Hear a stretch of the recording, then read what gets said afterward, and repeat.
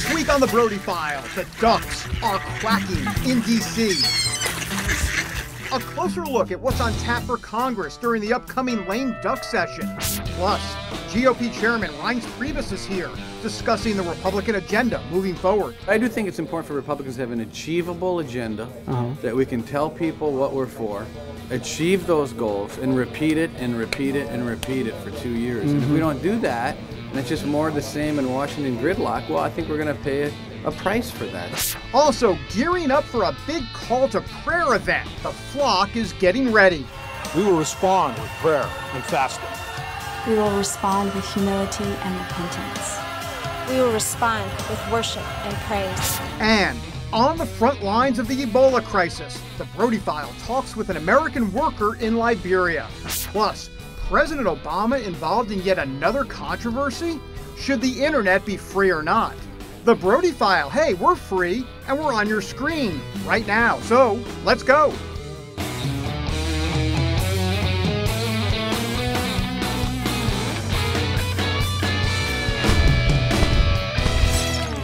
And welcome everybody to another edition of the Brody File. We're glad you're with us. Well, look, when we think of the word lame, here are a few things that come to mind. First of all, of course, the New York Jets, my team. Also, walking out on the bride or groom on your wedding day, not cool, very lame. Or how about Waterworld? I mean, starring Kevin Costner. Well, there's something else that's lame, and that, folks, is the current lame duck Congress.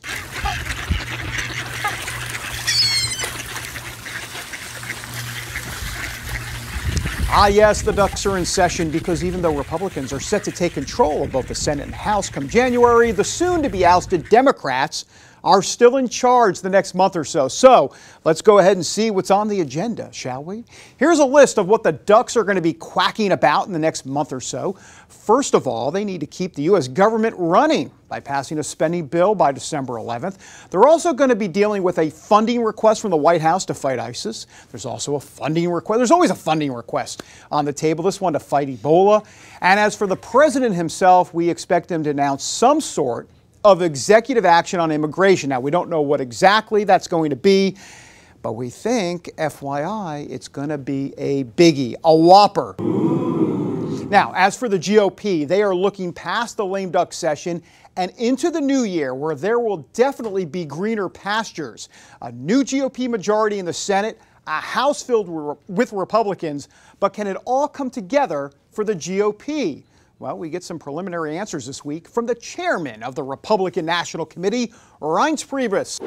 Let me ask you about the Get Out the Vote effort, that Get Out the Vote effort. Sure. What has it been like this year, maybe compared to other years, and what is different specifically that made a difference or you believe will make a difference? Yeah, as we've talked about before, I think one of our biggest problems in the National Party is that we've become kind of a U-Haul trailer of cash for a presidential nominee, where we show up in the end 4 months ahead of time. Okay, here comes the big National Party, but we haven't been really executing on the ground for years before a national election, and that's the difference. Being 10 people every 10 blocks in every battleground state across the country, engaging Hispanic, Black, Asian voters, faith community, pastors, not at the end, but the entire time. And that has been, I think, the big difference maker here in this midterm, and I think what we need to do is double down on that to go to 2016 and make sure we get our act together as a party. And what does that mean exactly when you say double down and get your act together as Because a party? we need a much bigger operation. So we have a huge midterm operation, but you know that when it comes to presidential politics, it's going to have to be even bigger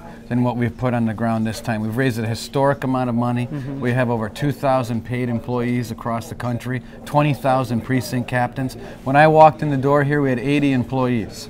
So it has been a huge difference, and we just hope to pay, we get the fruit of the labor here tonight. The mainstream media narrative is going to be, okay, let's say Republicans win the Senate. Oh, now what are they going to do? Yeah, of course. They've already started that narrative. They've already started. They were asking me about that today. You having nightmares about that? No, you're not having nightmares. No, I don't. But I do think it's important for Republicans to have an achievable agenda that we can tell people what we're for, achieve those goals, and repeat it and repeat it and repeat it for 2 years. And if we don't do that, and it's just more of the same in Washington gridlock, well, I think we're going to pay a price for that. So I think that's it's already in the works. I think you're going to see that agenda coming out on a legislative level soon. That achievable agenda, the XL Keystone Pipeline, that's got to be a part of it, right? The XL Keystone Pipeline is part of it. I think the president gets boxed in on that kind of piece of legislation.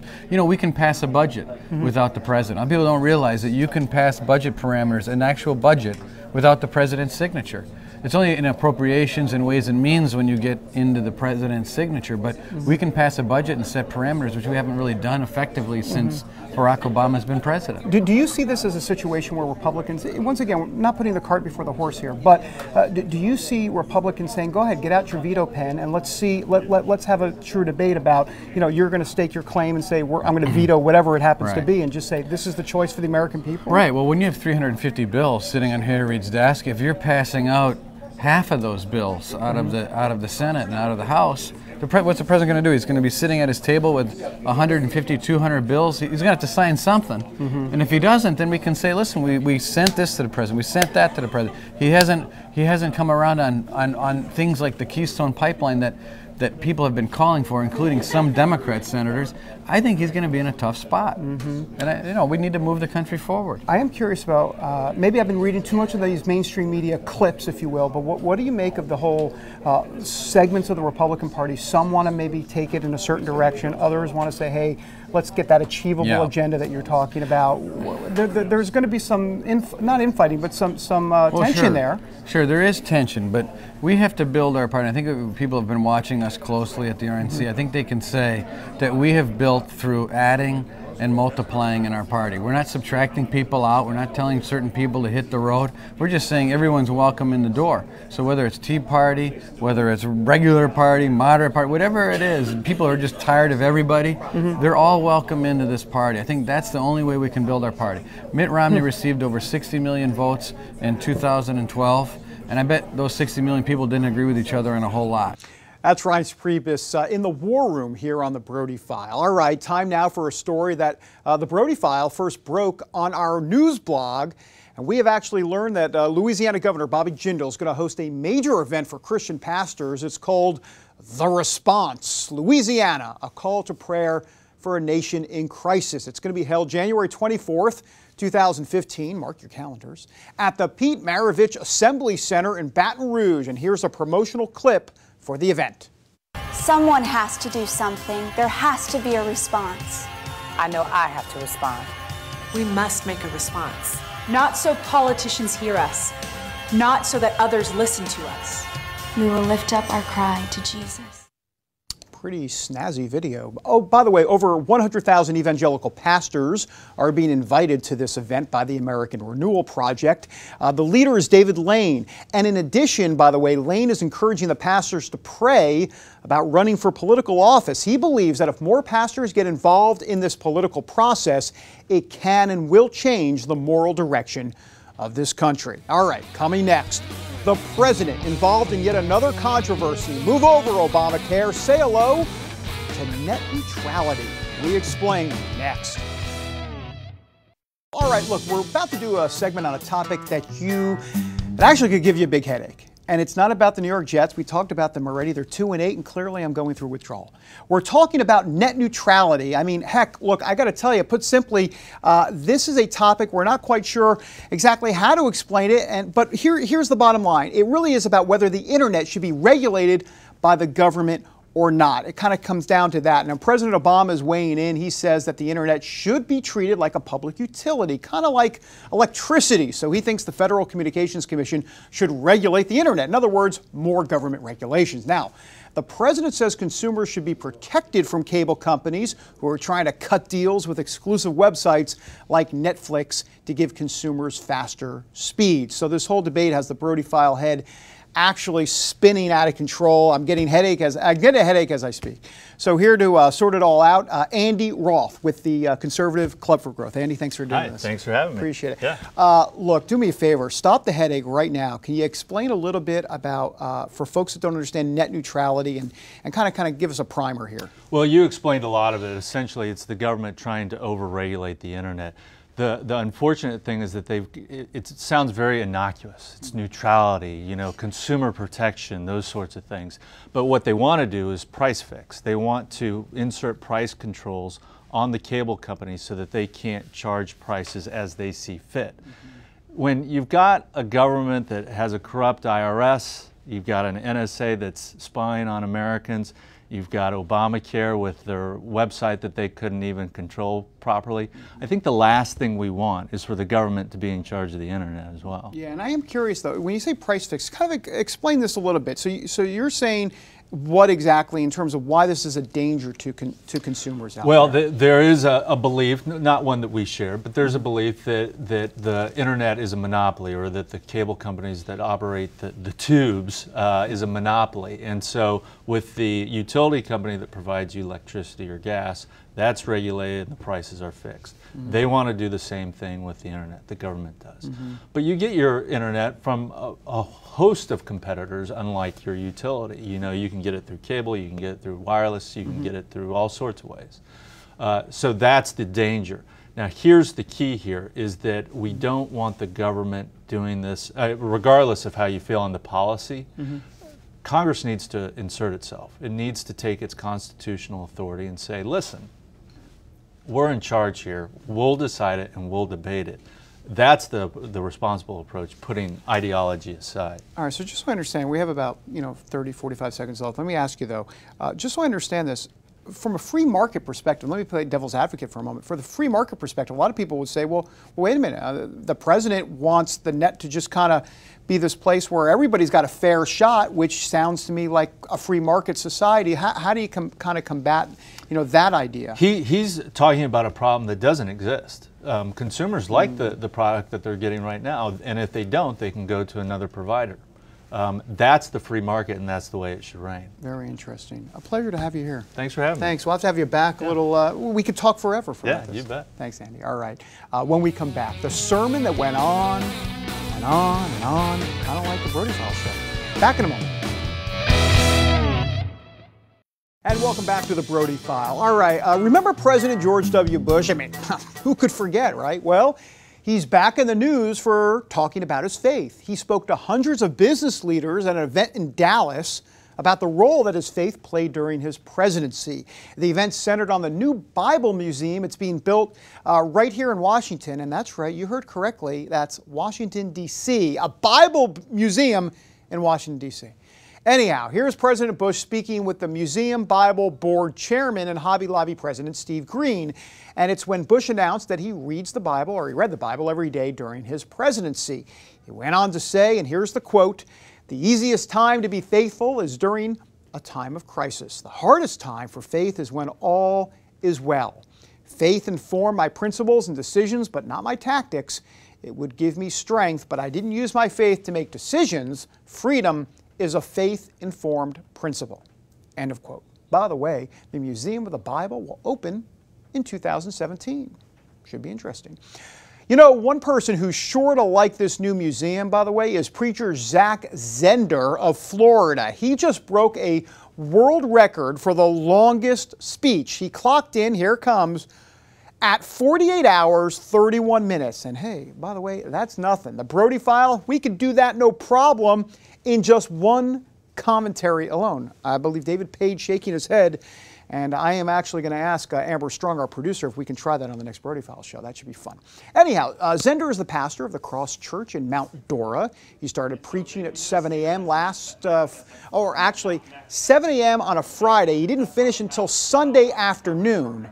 Now that is a long sermon. Somehow I sold you guys on preaching for 50 hours. You have to be here and listen and give. Zender said he set the new world record to raise money for a new addiction recovery program, and he raised, by the way, about $90,000. Good for him.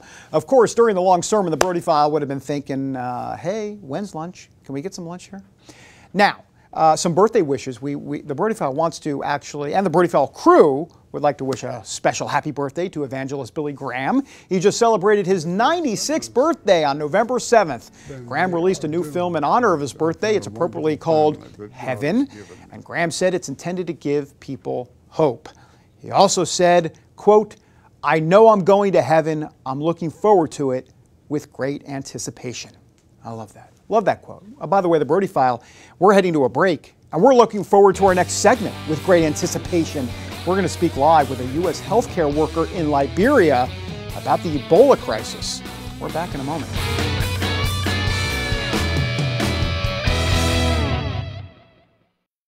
And welcome back to the Brody File, everybody. All right, let's get you up to date now on Ebola. Here is the number to remember: 0. In other words, 0, nada, none, zilch, or put another way, no positive Ebola cases currently in the United States. The last remaining patient who contracted Ebola, Dr. Craig Spencer in New York, is now Ebola-free. But obviously, there's still so much work to be done in West Africa. There are nearly 5,000 deaths, more than 13,000 Ebola cases reported in the area, and the vast majority of these cases have been in 3 West African countries: Guinea, Liberia, Sierra Leone. Super rich philanthropist Bill Gates says the Ebola outbreak is a wake-up call. It's a lesson to us about how important health is, and that all of us need to keep thinking about, are we investing enough in the research? Are we investing enough in the surveillance? Do we do enough to help countries like this, where if they had a good primary health care system, this would have been stopped earlier and not caused so much damage? For more on the devastating disease and its impact, we are joined by American Jolene Mullins. She is with PCI, an influential organization helping to prevent disease, improve communities, and help with sustainable development all across the world. Of course, Jolene joining us now via Skype from Liberia. Jolene, thank you for being here. Really appreciate it. Thank you, David. It's really nice to speak with you today. Well, we see you there a little bit in the dark, some electricity issues out there. But let me ask you a little bit, Jolene. First, tell me a little bit about how you came to Liberia. Tell us a little bit about your story here. Okay, well, I was actually a Peace Corps volunteer here many moons ago, about 30 years ago, and have come back to work in Liberia with PCI. I've been here about 18 months now, working on what is a Food for Peace, U.S. government-funded Food for Peace food security project, the health and nutrition component. And then in March, when we had our first cases of Ebola, of course, PCI responded very quickly with our community-based programs, and were able to get the messages out and start to do grassroots education and prevention messages. And then, of course, when the real big spike hit in July, we were there on the ground and ready to go. Tell me a little bit of what you're doing there on the ground. You mentioned prevention and some education. Explain a little bit about what happens for you on a daily basis out there as it relates to Ebola. We're actually working in 2 counties which have been very hard hit by Ebola. One is Bong County and one is Nimba County. And both of those are border counties with Guinea and Sierra Leone. So those counties have been impacted from the very, very beginning of the outbreak. We do a lot of community education. The most important thing we do is raising awareness and prevention information at the community level. And we work with the government community health volunteers, who are all volunteers. Jolene, it seems like we've lost, at least temporarily, the picture from Liberia. Not necessarily a surprise, especially through Skype. But let me ask you real quick, what about your, I don't want to call it safety, but your health and how you feel in terms of being in that environment? A lot of people here in America would want to know how you feel and how you're coping with all of that. You know, I know that everyone's concerned, including my own family. We are very, very fortunate. Ebola is totally preventable. There are ways of protecting yourself, of course. It's contact with an infected individual, passing of body fluids.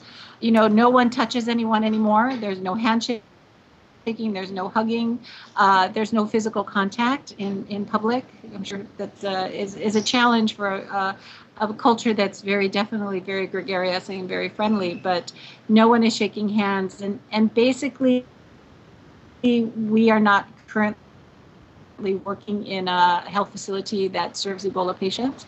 And so the risk is very, very low. Jolene, let me ask you one last question before we leave here. How has the faith community responded out there to the issue of Ebola? We're a faith-based program, if you will. Tell us a little bit about the faith community out there.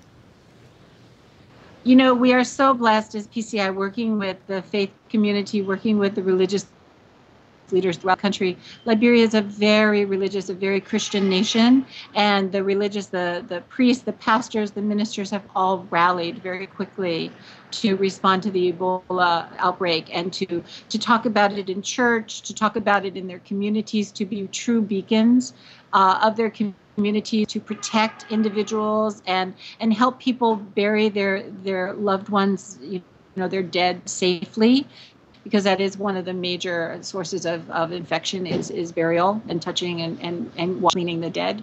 And so they've been very, very, very active in helping people deal with those changes in behavior. So we're very grateful that whether we're talking the Christian community, the Muslim community, they've all rallied to work to end this infection. Jolene, an absolute pleasure to talk with you. Great work. Stay safe and just what wonderful work you're doing, that PCI is doing on the Ebola front. Jolene, thank you so much. Thank you, David. Thank you, everyone. Take good care. Our prayers are with you for sure. Back in a moment. And welcome back to the Brody File. All right, look, before we leave you, we have a story that you can really sink your teeth into, or actually, maybe you can just sink. It's our Oy Vey moment of the week.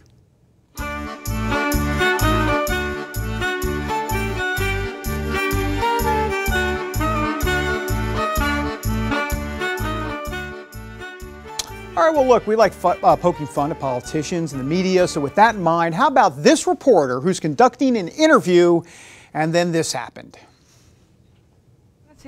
Als je de mooiste opvult, dat gaat niet goed.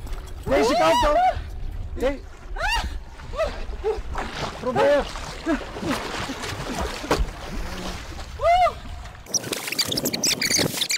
Now we're going to look at this again, folks. There she goes. That's called taking the plunge. Boom, reporter overboard.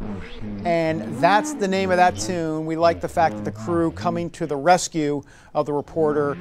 There is no confirmation that the Brody File crew would come to rescue me if I fell in the water, though we hope out of Christian compassion they would do so. But there she is, and I like the sound effect where she goes, ah! I think I would have screamed as well. All right, that does it for this week, everybody. Until next time, God bless. Have a great week.